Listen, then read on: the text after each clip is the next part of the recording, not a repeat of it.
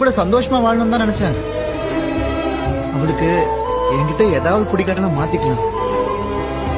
ஆனா அவளுக்கு என்னையே பிடிக்கலப்பா.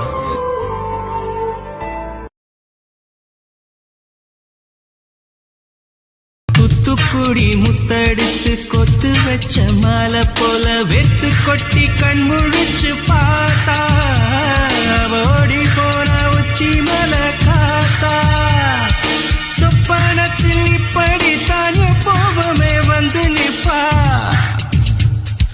சொல்ல போன பேரழகில் சொக்க தங்கம் போலிருப்பா வத்தி குச்சி இல்லாமலே காதல் தீய பத்த வெப்ப